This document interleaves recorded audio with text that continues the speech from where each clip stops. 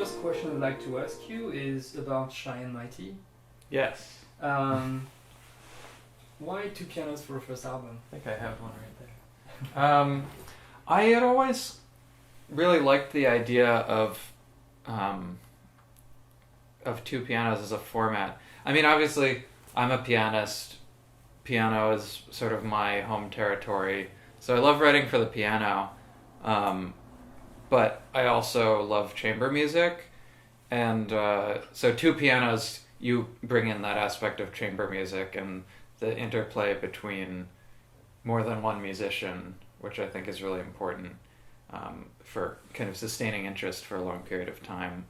And yeah, it seemed to be a convenient way of working on a number of ideas that I was interested in at the time, with regards to like rhythm and duration and harmony and things like that. So it kind of began as a very loosely formed collection, almost like a scrapbook of these musical ideas, and then only really at the end did I sort of pull it together into a real kind of cohesive thing. But the goal was always for the piece to be like an album, as in the recorded medium, or an album in the sort of 19th century, like an album of piano pieces type of idea.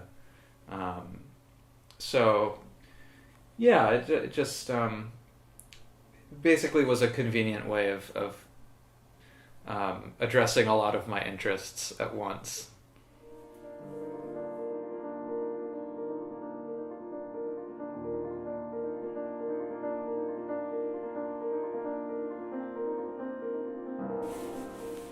Many of your titles, I can think of two titles of pieces that are quite long.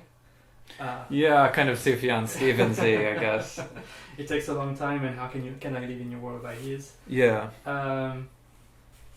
I get a feeling from those titles that they really create an intimacy with the audience, and they have like almost an autobiographical like aspect to them. Is that true? I mean, I wouldn't go so far as to say autobiographical. I mean, that I think that assigns a little bit too much narrative, and I always kind of shy away from doing that. I like titles that are kind of evocative in an unexpected way. I don't know. It just seems to me as though composers have a real tendency to kind of slack off on titles, and even if they'll go to months and months of work and write a really great piece and then give it some like really trite, boring, like I don't know, just like dorky composer title, and it always is a huge letdown to me when I see that, because it's just like you're not like you're shooting yourself in the foot here. Like a title is very important for a first impression, but then what you have to realize is that it's not at all important, because it's just like that's the title, and people, unless it's like something really like profane and like Julius Eastman-y, people are just gonna kind of forget it. And as long as it's a kind of nice collection of words, then it'll work, basically. I mean, I'll often like think of titles independently of pieces, so I have like a list that I keep over here on my dashboard, which is popping up. But I just have like several Post-its full of possible titles here, and occasionally I'll know, like I just finished this piece called Trade Secrets, and I knew that piece was going to be Trade Secrets even before I started it. Whereas sometimes, like as in the case of this Lego piece, I didn't have a title until after I finished it, and I kind of had to think of something new. And this piece is called Old Keys. So yeah, the long titles, I feel like they could be almost like a phrase that somebody says, or a phrase that you read in a book. And you don't have to say the whole title. You can say, "How can I live?" Or you can say, "It takes a long time." You don't have to say the whole thing every time, so I think it's okay. Okay. Make it a complete thought.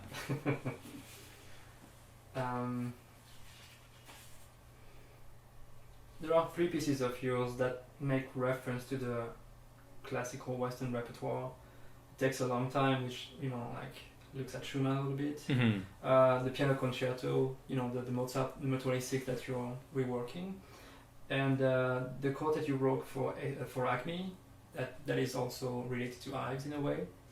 Yeah, well, a number of pieces. I mean, actually, even more than that. Mm-hmm. I mean, I always kind of like music that is about other music. I mean, I guess all music is kind of about other music when you get right down to it. But some people are not that comfortable about these references, or want to see themselves outside of a tradition, or... I always kind of like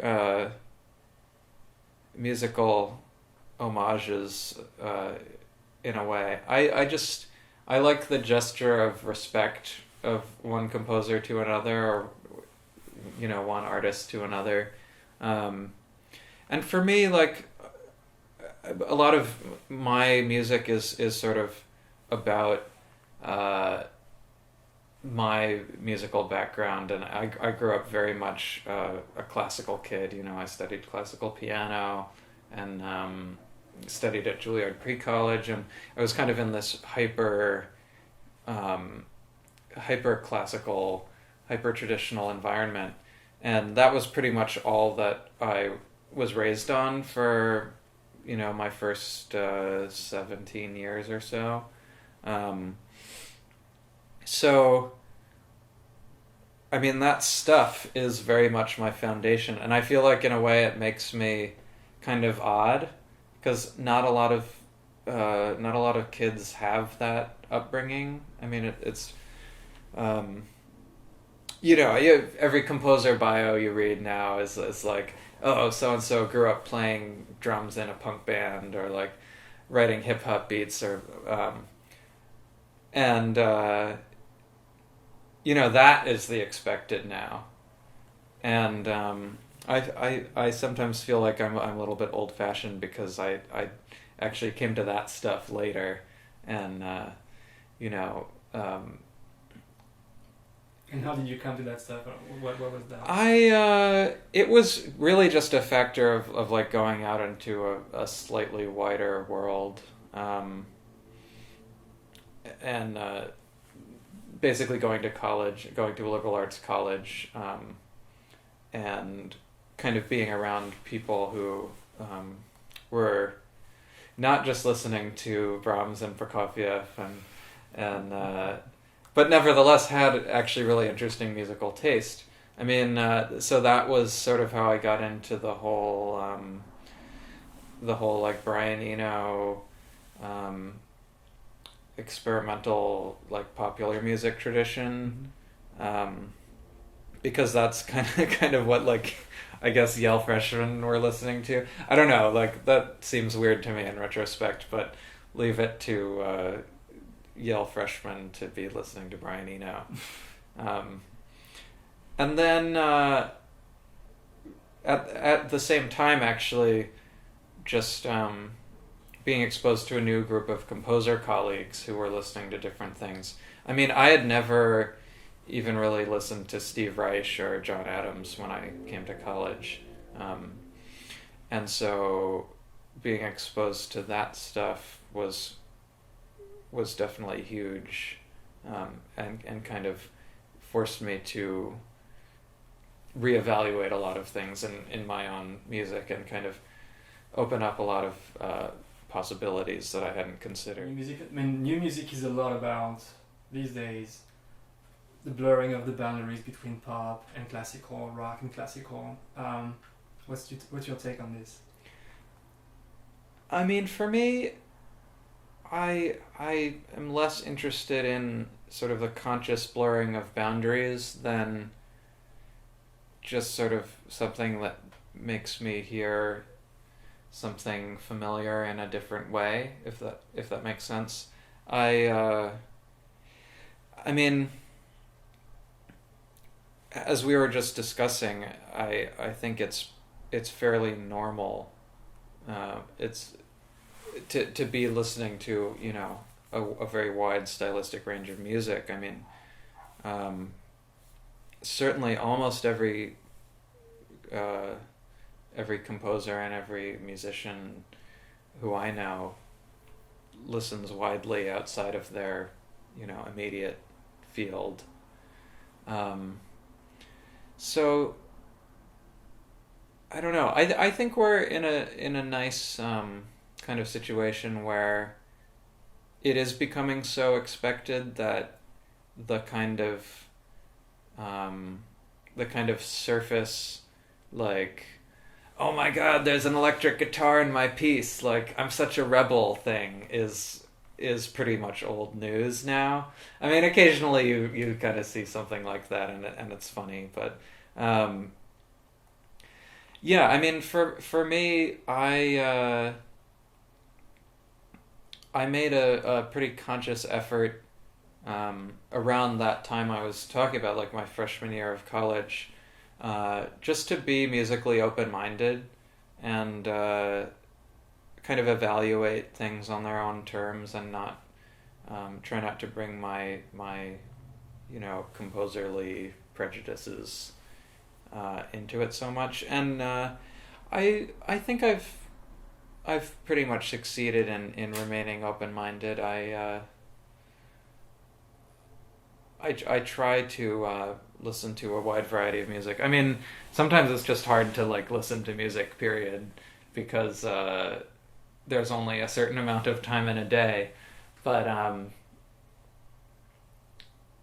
yeah, I don't have any qualms about putting anything I want into my music. Mm-hmm. That being said, I don't think I don't think my music speaks to you know, the popular music tradition so much. I mean, it may be because I haven't dealt with voice a lot in my music. It's something I've been kind of thinking about for a while and making tentative footsteps in the direction. So maybe once I do more of that, it'll kind of force me to deal with the pop thing a little more.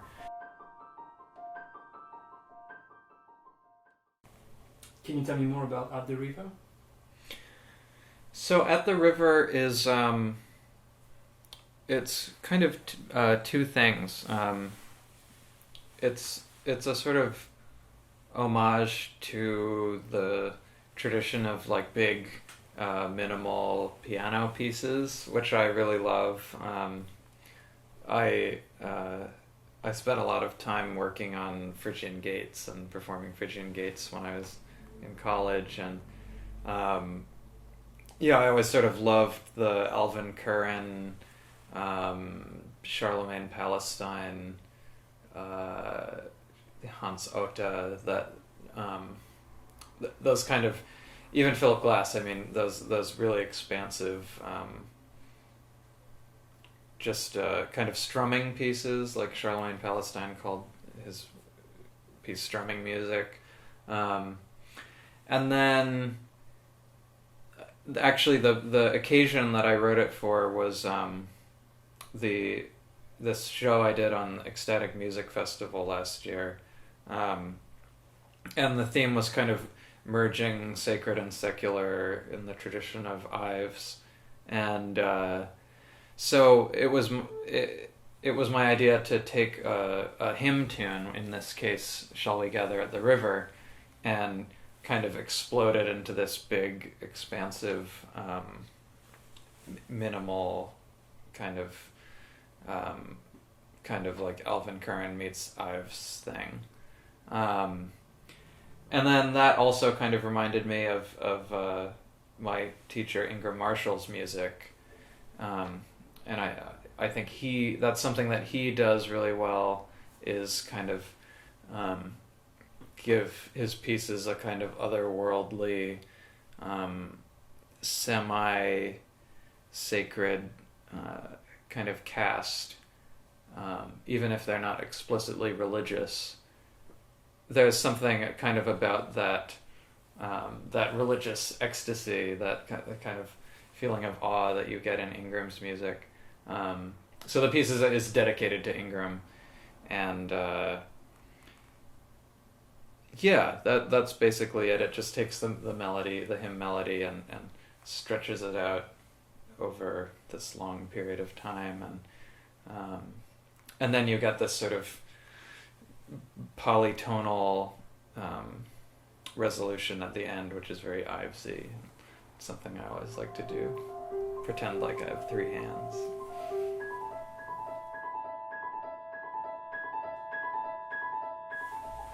Can you name your 3 favorite typefaces? Oh gosh. Well, let's see. The 2 that I've been using really heavily lately are Mrs. Eves and Occiden's Grotesque. Those are kind of the 2 that I use in my scores a lot, and I always like to balance, to find a sort of a nice, elegant, ornate serif typeface, and then a kind of very clean, modern sans serif. So I just happened on that combination, and I think they work pretty well together. Looking around for an example. I think my business card has both on it.